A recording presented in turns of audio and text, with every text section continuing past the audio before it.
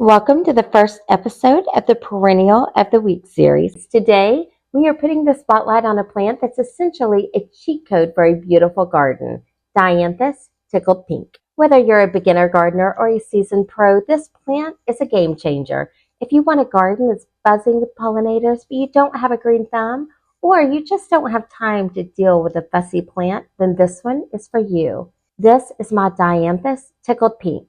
I planted this one last year, and look how much it's grown in just 1 year. This plant is a prolific bloomer and hardy in zones 5 through 9. To get the best in show, you're going to want to plant these in a sunny location. They're not picky about soil, but the only caveat, they don't like wet feet.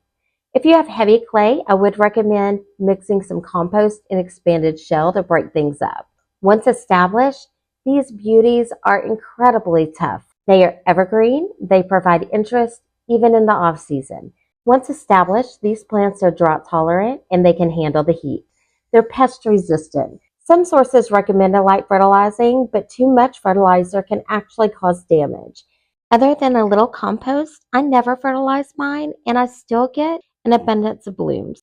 So these really are no-fuss plants. Dianthus are also on my budget-friendly list, because they are easily grown from seed, making them very cost efficient. Once you have mature plants, you can divide them up, which means free plants to put in other areas of your garden. Overall, I'm giving Dianthus Tickled Pink a 9 out of 10, only because it's not completely maintenance free.